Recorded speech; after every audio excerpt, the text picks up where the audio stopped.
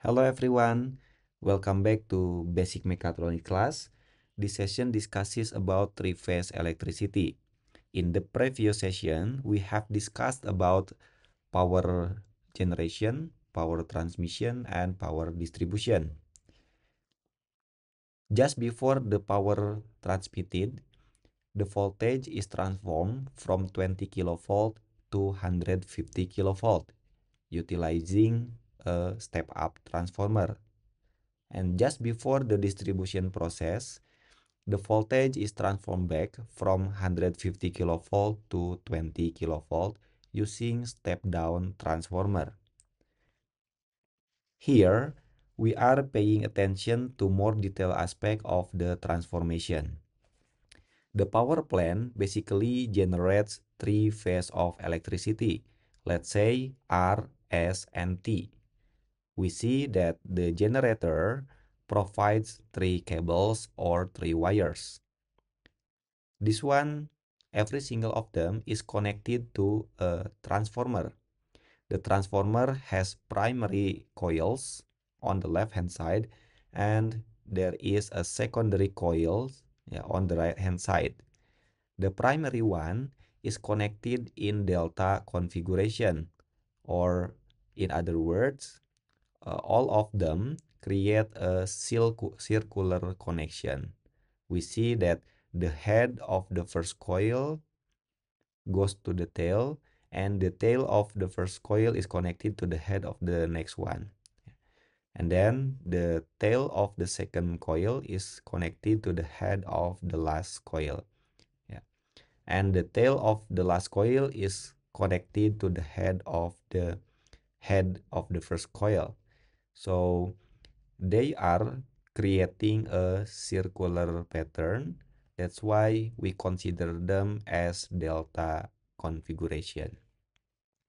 And then every single wire coming from the uh, generator is connected to the delta like this, 1, 2, and 3. On the other side, which is on the secondary coil side, the connection is using Y configuration. Yeah. So there is a center point connected to all winding or to all coils. Yeah. Here, the center is considered as neutral or 0 volt. The neutral is connected to the head of the first coil, connected to the head of the second coil, also connected to the last coil, the head of the last coil. And we have another wires, which are details from phase 1. We call this as line 01 or voltage R. The second one is called as line 02 or voltage of S.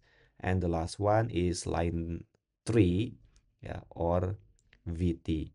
That's why the output of the transformer consists of at least 4 wires, including neutral, line 01, line 02, and line 03. If we measure the voltage of each line, it appears like this. We will have three different voltages. The black one represents R, the red one represents R, S, voltage S, and the yellow one represents voltage T. Yeah. So we have VR, VS, VT, and the equation of every single of them is shown here. We see that the amplitude of each is 311, 311 volt. The frequency of them is exactly 50 hertz. There is a certain tolerance governed by the company, but here we are still assuming that the voltage, the frequency is precisely at 50 hertz.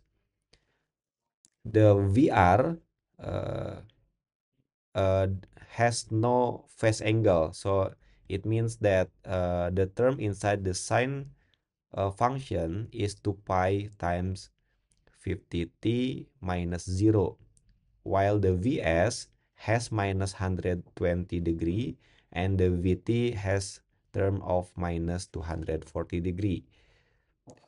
Physically, it appears that the voltage of R has a delay as much as 120 degree relatively to the VR. And the voltage of T has delay relatively to the VR as much as 140 degree. If we measure the voltage from R to neutral using a voltmeter, we will have RMS voltage as 220 volt. Yeah. We measure S to neutral, we get 220 volt RMS as well. From T to N, we get 220 volt RMS. But if we measure the voltage from line to line, for instance R to S, we will get 380 volt RMS. Yeah. The calculation is shown more detail on the next slide. Here we are representing the voltages using phasor or phase vector. Yeah. So the voltage of R is denoted using this single line. Yeah. Previously we have dealt that the VR is 311 sine 2 pi times 50t. It is now represented as this single vector. The length of the vector represents the amplitude. For instance, if you draw this, let's say 2 inches, yeah, the 2 inches represent 311 volt. Yeah. Then the VT or the VS, yeah, the VS is drawn like this, yeah, because it has a relative angle as much as minus 120 degree. So this term minus 120 degree is represented as difference of angular position. Yeah, if VR is considered is 0, the VS is considered as minus 120. Meanwhile, the VT is drawn like this because the relative angle of the VT is minus 240 degree. Yeah. So if we want to measure the voltage from R to S, what we do is that we are drawing this vector. Theoretically, the VRS is VR minus VS. So this is the vector. Yeah. Using geometrical method, yeah. For instance, this one is 2 inches. Then we can measure the length of this vector. Yeah. Using proportionality principle, the VRS, yeah, will be 539. Yeah, so the length of this vector will be 539, yeah, represented by the length of this vector. And the angle of this vector is, yeah, we see it is plus 30 degree. Yeah, so yeah, what we do is that we are writing down the amplitude based on the length of the vector. Yeah, and we are adding more term, yeah, which is the angular position of the vector, that is plus 30 degree here. Similar to that, if we want to measure voltage from T to R, yeah, what we do is that we are drawing this vector VTR. Basically, VTR is VT minus VR. Yeah, we are drawing this vector and we will get that the length of the vector is 539. Yeah, proportional with the length of this vector, and the angle is plus 150 degree. So when we are drawing this precisely using protractor, the angle of this vector will be 150 degree, and we put this one onto this equation.